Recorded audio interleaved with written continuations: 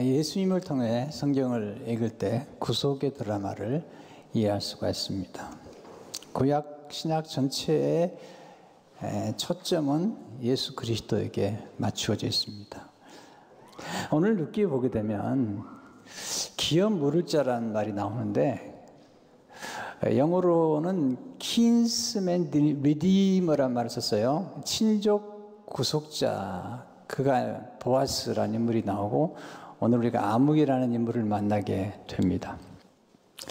룻기의 스토리의 주인공은 우리가 딱 보면 룻과 같고 나오미와 같지만 조금 더 들어가 보면 룻과 나오미 인생을 역전시킨 기업 물을 자, 히브리 말로 고엘,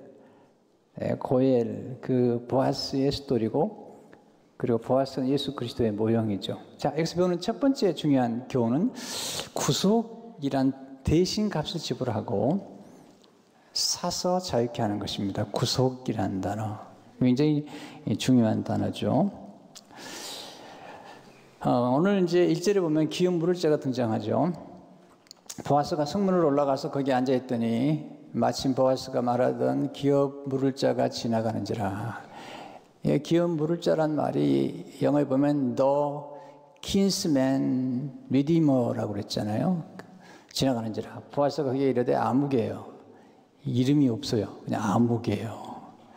네. 이리로 와서 앉으라 하니 그가 와서 앉음에 보아스가 그 성읍 장로 10명을 청하여 이르되 당신들은 여기 앉으라. 증인으로 앉으라 하는 거죠. 그들이 앉음에. 근데 여기 나오는 아무개는 기업 물을 자의 책임을 감당하지 못했어요. 그런데 보아스가 기업 물을 자의 책임을 감당하는 것을 보게 됩니다. 우리 예수님을 아주 오래 믿어도 너가 우리에게 와서 구속이란 단어란 말의 뜻이 뭐죠? 이렇게 물어보면 답을 잘 못해요. 그러니까 많이 배우지만 내가 설명할 수 없으면 아직 배운 게 아니에요. 자, 조금 이 단어 연구를 해보고 싶은데 구속하다라는 한문의 구. 이 구라는 단어도 자세히 보시면요. 이 속에 십자가의 모습이 담겨 있죠. 이 구는 구원하다, 건지다, 건져내다, 또는 치유하다. 굉장히 깊은 뜻을 가지고 있어요. 또 속이라는 단어 속에도 오른쪽 편에 보시면 십자가가 보이거든요. 재물을 바치고 죄를 용서받다. 죄에 대한 벌 대신에 죄값을 지불하는 것을 의미하죠. 또는 속하다라는 뜻은 용서받는다. 성경에서는 피가 죄를 속한다고 가르치는 것을 보게 됩니다. 성경에서 구속이란 또 하나의 단어는 속량이라는 단어로 번역되는 속량하다. 고린도서 1장 14절을 보게 되면 그 아들 안에서 우리가 속량, redemption, 속량 곧 죄사함을 얻었도다. 또 다른 단어는 대속이라는 단어죠. 대속이란 대신 속하다. 베드로전서 1장 18절 19절에 보면 내가 대속함을 받은 것은 은이나 금같이 없어질 것으로 된 것이 아니요 오직 흠없고 점없는 어린 양 같은 그리스도의 보배로운 피로 된 것이나 you were redeemed 라는 말씀 you were redeemed 그러니까 redeem, redemption 다 똑같은 뜻을 가지고 있죠. 대속이란 대신 값을 지불하고 이렇게 계속 반복되는 단어예요. 대신이에요. 내가 값을 지불하는 게 아니라 누군가가 대신 값을 지불하고 사서 자유케 하다. 원주인에게 돌려주다 하는 뜻이죠. 성경은 우리가 예수님의 보혈로 하나님이 우리를 사셨다. 고린도서 6장 19절 20절에 보면 너희는 너희 자신의 것이 아니라 값으로 산 것이 되었으니 이 값이 뭐죠? 예수 그리스도의 보혈을 의미하죠. 근데 오늘 룻기 본문에 보면 기업 물을 자는 말이 아주 반복이 되죠. kinsman redeemer라는 말이 반복이 되는데 이 단어를 조금 더 이해할 필요가 있어요. 반복해서 배우는 게 중요하니까 기업 물을 자는 히브리어로 고엘입니다. 따라서 벌써 고엘 이거 알아야 되니까요. 예수님이 고엘이시니까요. 친속 구속자라는 뜻이죠. 고엘은 특별히 세 가지 역할이 주어져 있는데 기업을 물을 자, 그 다음에 대를 이을 자, 그러니까 계대, 정선을 이어주는 사람이죠. 그리고 세 번째는 보복해주는 자. 친족 가운데 억울한 일을 당했을 때 그 억울한 일을 당한 친족을 위해 대신 복수를 해주는 사람. 그러니까 이 고엘의 중요한 의무 가운데 하나는 친족의 원한을 풀어주는 것이죠. 그리고 친족의 손해를 보상받도록 도와주는 사람이죠. 근데 여기서 우리가 이제 이해해야 될 단어 중에 하나가 무르다라는 단어와 사다는 단어입니다. 이 두 가지 단어가 반복해서 사용되는데요. 4절에서는 사라는 말과 무르라는 말이 동의어로 쓰이고 있고요. 5절에 보면 그 밭을 사는 날에 밭, 땅이죠. 8절에 보면 너를 위하여 사라. 9절 나오미의 손에서 산 일에 너희가. 10절에 보면 룻을 사람도 사요. 과부를 사는 거죠. 사서 나의 아내로 취하고 라고 기록되어 있죠. 조금 더 설명하면 구속이라는 말은 반복돼요. 정확한 뜻은 대신 값을 지불하고 사서 자유케 하다. 원주인에게 돌려주다. 네, 그런 뜻을 가지고 있어요. 그래서 구속이라는 구원을 의미하고 회복을 의미하고 회복에서 끝나는 게 아니라 새로운 신분을 얻게 되는 거고요. 그리고 이전보다 더 놀라운 축복을 보상으로 받는 것을 의미합니다. 이게 굉장히 중요한 그런 신학적인 교리적인 뜻을 가지고 있을 뿐만 아니라 이것은 그냥 교리가 아니라 우리 삶 속에 체험하고 누릴 수 있는 축복된 것입니다. 성경은 이제 우리가 구속해야 될 기업 물을 자 구속해 주시는 구속자가 오셔서 해주는 대상의 세 가지라는 거죠. 실제로 하나님은 땅을 구속해 주시는 거죠. 땅이 기업이라는 거죠. 땅. 그러니까 가나안 땅을 기업으로 주시는데 12지파에게 각 지파의 이름을 따라 땅이 주어지는데 문제는 가난해서. 가난이 어려운 거예요. 성경은 이 가난해 가지고 부득이 그 땅을 팔았을 경우에 그러면 친족이 가가지고 그 땅값을 대신 지불하고 다시 원주인에게 돌려주므로 그 원주인이 기업을 계속 이을 수 있도록 그 땅이라는 기업을 이을 수 있도록 도와주는 것. 이게 중요한 역할이죠. 레위기 25장 25절에 보면 만일 형제가 가난하여 그의 기업 중에서 얼마를 팔았으면 그에게 가까운 기업 물을 자가 와서 그 형제가 판 것을 물을 것이요. 리딤이라면서 형제가 판 것을 물을 것이요. 둘째는 하나님 노예를 구속해 주시죠. 이 노예는 빚 때문에 노예가 된 거예요. 빚 때문에. 근데 바로 그렇게 돈이 없어서 팔려간 친족이 있다면 돈이 있는 유력한 친족이 가서 그 몸값을 지불하고 사서 원 가족에게로 돌려주는 거죠. 그러니까 두 아들이 만약에 팔려갔다면 돈을 지불하고 대신 지불하고 사서 그의 부모님에게 돌려주는 것이죠. 레위기 25장 27절에 49절에 보면 47절 49절에 보게 되면 만일 너와 함께 있는 거류민이나 동거인은 부유하게 되고 그와 함께 있는 내 형제는 가난하게 되므로 이 가난이라는 게 굉장히 심각한 문제예요.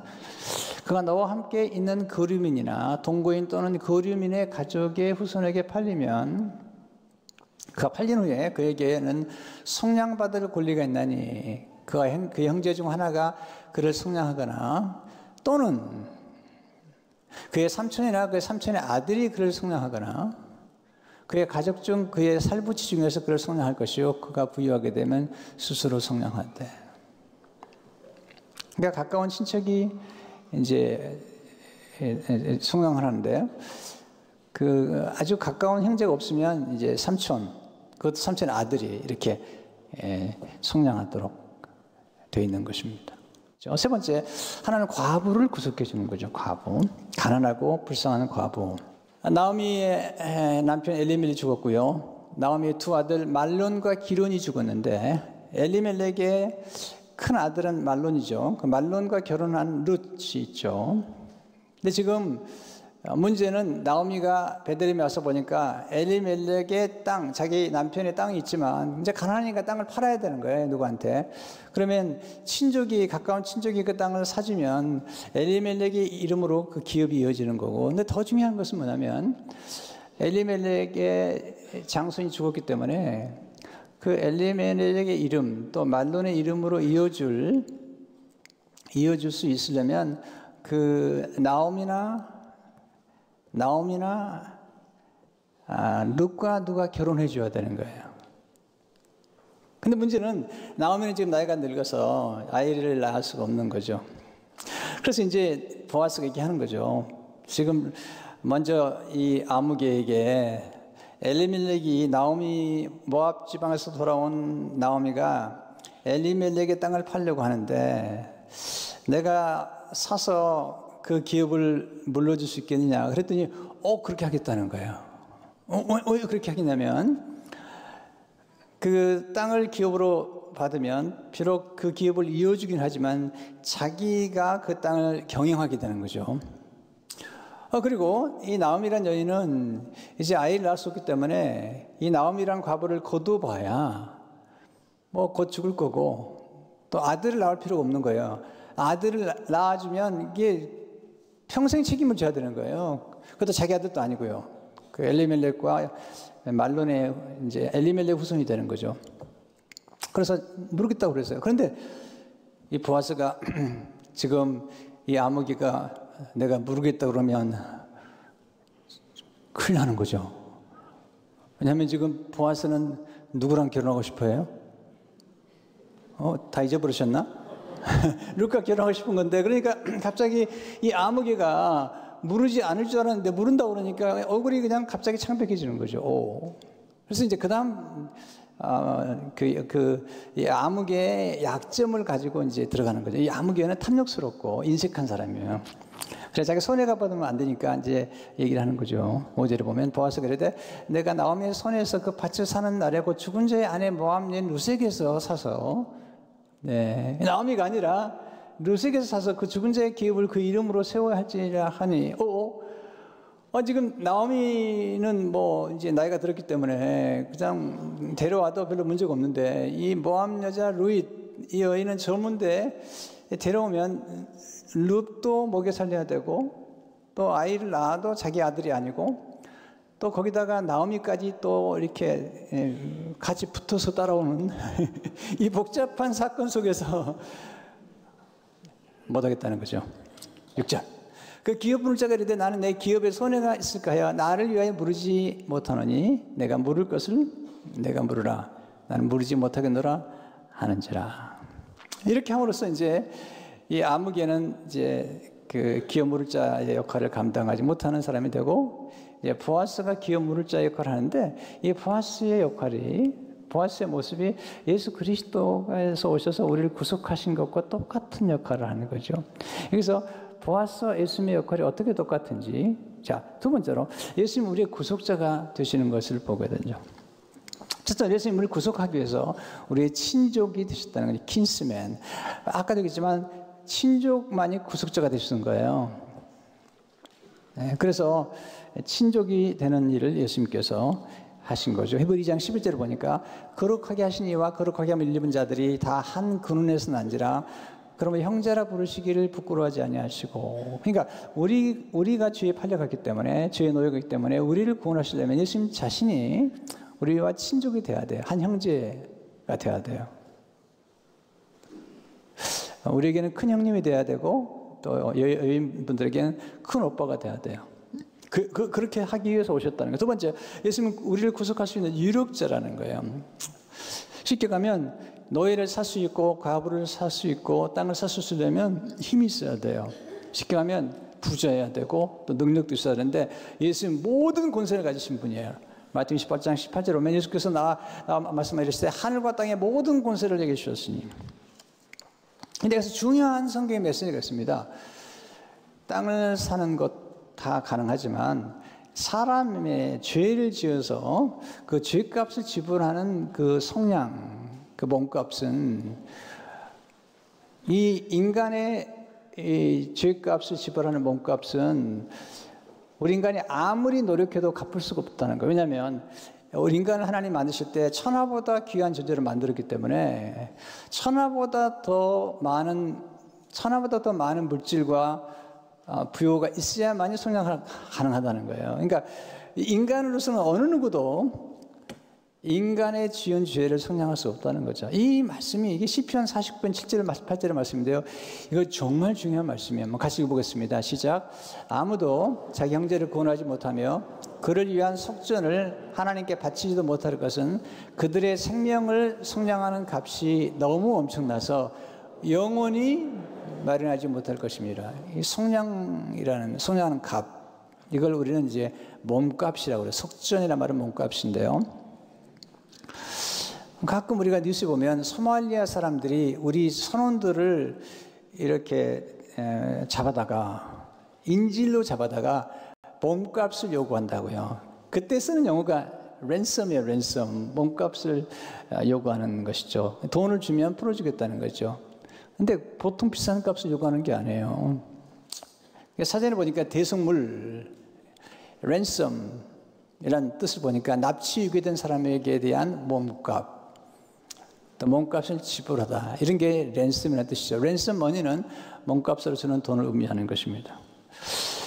근데 문제는 뭐냐면 우리 인간이 죄로 지은 그 죄로 말미암은 죄값, 죄의 싹은 사망인데 이 몸값을 지불할 수 있는 사람은 없다는 거예요. 오직 예수 그리스도밖에 없다는 것입니다. 인간의 모든 천하보다 귀한 그분밖에 없다는 거죠. 그래서 마가복음 10장 45절을 보게 되면 인자가 온 것은 자기 목숨을 많은 사람의 대속물로, 랜섬, 몸값으로, 속전으로 주려 함이라고 말씀하고 있죠. 세 번째, 예수님은 자원에서 구속자가 되신 것이죠.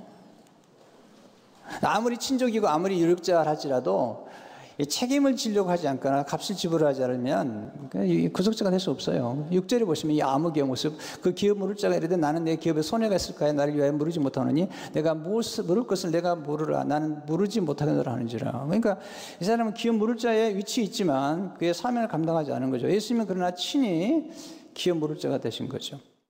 네 번째, 마지막, 예수님은 우리를 위로해 주시는 구속자가 되시는 거예요. 억울한, 제가 아까 기업 물을 자, 고엘의 뜻 중 하나는 보복해 주는 사람, 친족이 억울한 일을 보복해 주는 사람, 그리고 억울한 친족에게 당한 보복을 풀어줄 뿐만 아니라 그리고 보상까지 받게 해주는 사람. 자, 예수님 35장 10절을 보게 되면 이는 너희가 복수할 자에게서 도피하는 성을 삼아. 이 복수할 자라는 히브리 단어가 고엘이에요. 네. 여기에 나오는 복수할 자라는 단어가 고엘이라니까요. 기업 물을 자가 억울한 친척이나 억울한 사람들을 만난 그 사람을 복수해주고 풀어주는 거죠. 이게 이제 예수님 모습이세요. 예수님 오셔서 한 일이 뭐냐면 가난한 자들에게 아름다운 복음을, 왜냐하면 가난 때문에, 죄 때문에 가난해졌고 또 가난 때문에 지금 빚을 지게 되었고 빚을 지면 노예가 되는 거예요. 그래서 예수님 오셔서 가난한 자에게 복음을 전하시고 아름다운 소식을 전하시고 포로된 자, 곧 눌린 자, 그리고 빚진 자들을 풀어주는 거예요. 이사야 61장 1절을 보게 되면 주 여호와의 영이 내게 내리시니 이는 여호와께서 내게 기름을 부으사 가난한 자에게 아름다운 소식을 전하게 하려 하심이라. 주님은 가난한 자를 부유케 하시고 오신 거죠. 나를 보내사 마음에 상한 자를 고치며, 이게 억울한 과부, 억울한 일 당한 사람의 마음에 상한, 포로된 자에게 자유를, 갇힌 자에게 노임을 선포하는 거죠. 지금 이 루시라는 여인은 지금 가난하고 그리고 과부이기 때문에 또 열시천대를 받고 있는 거죠. 근데 이 지금 보아스가 와서 이 여인의 가난으로부터 그를 자유케 해주고, 그 끝나는 게 아니라 그걸 부유케 해주고, 그리고 과부라는 이 여인의 정체성을 이제 신부라고 하는, 바꿔준 거죠. 근데 이사야 61장 2절에 보면 이렇게 나와요. 여호와의 은혜의 해와 우리 하나님의 보복의 날을 선포하여 모든 슬픈 자를 이루하되. 이게요, 은혜의 해를 이게 선포하는 거 이해가 되는데, 이 보복의 날, 이것은 뭐냐면 예수 믿는 우리에게 은혜의 날이고, 또한 또 예수님께서 우리 예수 믿는 사람들이, 하나님 믿는 사람들이 당한 어려운 일들을 대신 하나님이 심판해 주시고 보복해 주시고 슬픈 자를 위로해 주신다는 거예요. 그렇게 함으로써 이 모든 것을 역전시켜 주는 거예요. 여러분, 우리 스스로가 역전할 수 없습니다. 누군가가 와서 우리의 생애를 역전시켜야 돼요. 고엘이 있어야만이 역전이 되는 거죠. 여러분, 루시 어떻게 역전이 돼요? 스스로가. 여러분, 이삭 주어가 되는 이삭만 주어가 되는 역전돼요? 안 됩니다. 평생 이삭 주어야 되는 거예요. 네.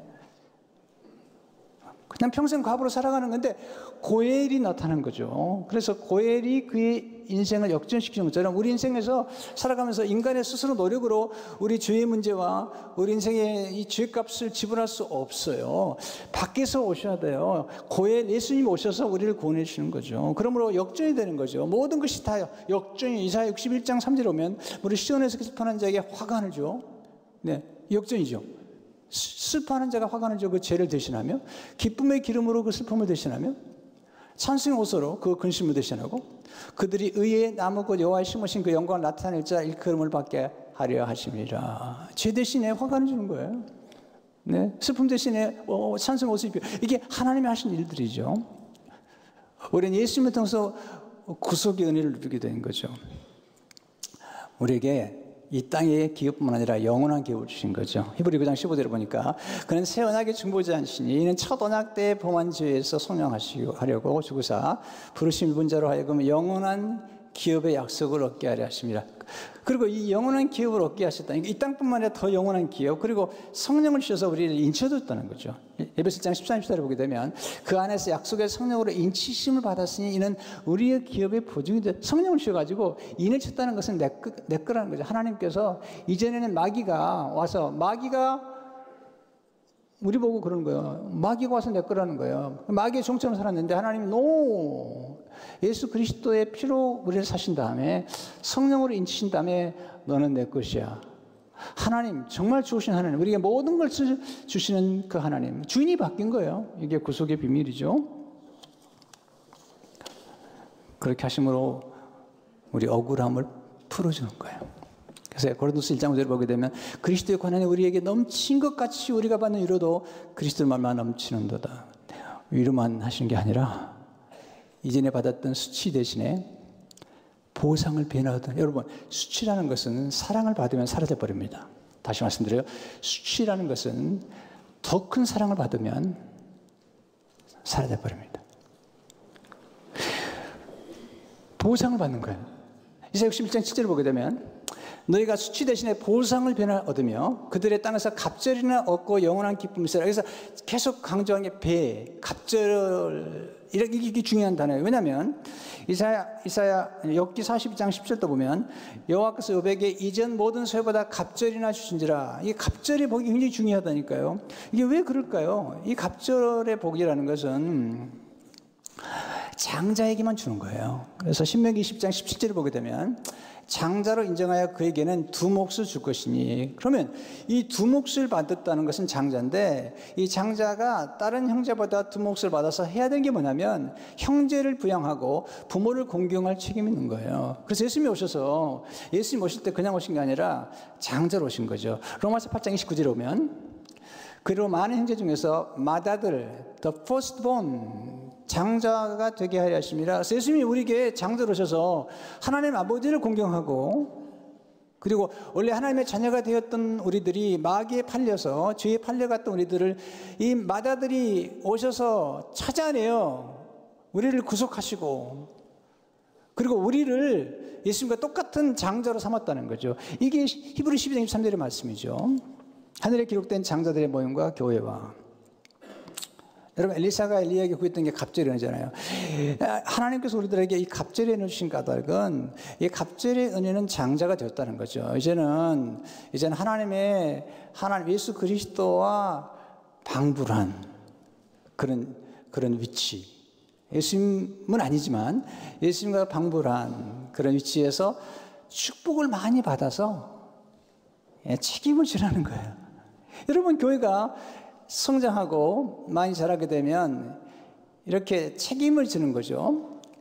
이제 다음 시간에 말씀드리겠지만 요셉이 복을 받으니까 만민의 생명을 구원하는 그 은혜를 받은 거예요. 요셉이 장자로 택함 받거든요.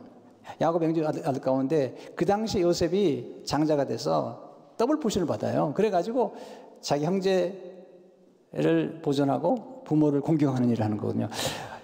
여러분, 예수 그리스도를 믿는 사람들은 부모를 공경하는 거예요. 예수 믿는 사람들은 하나님을 공경하는 거죠. 그리고 하나님 앞에 순종하고 그리고 열매를 받는데 거역하는 사람에게는 축복이 없어요. 하나님의 말씀에 순종하고 그러면 복을 받는데 많은 복을 받으라는 거예요. 왜냐하면 하나님이 우리를 통해서 많은 복을 주시고 나서요. 그렇게 하심으로, 자 들으세요. 위로만 해주는 게 아니에요. 갑절의 은혜. 여러분, 욥을 하나님 위로해 주시는데 거기서 끝나는 게 아닙니다. 갑절의 은혜를 받게 하시는 거예요. 보상을 베푸시는 거예요. 그렇게 함으로써 우리로 하여금 많은 열매를 맺게 하는 거죠. 그래야므로 나눠주는 거죠. 여러분, 열매도 조금 맺으면 안 됩니다. 요한복음 15장 8절에 보면 너희가 열매를 많이 맺으면 많은 열매를 구원해야 돼요. 많은 사람들을 나눠줄 수 있어야 되거든요. 우리에게 필요한 건 예수 그리스도시죠. 예수님이 필요하죠. 예수님은 영원히 지불할 수 없는 그 죄값을, 우리를 구원한 그 값을 예수님이 피로 구원하신 거죠.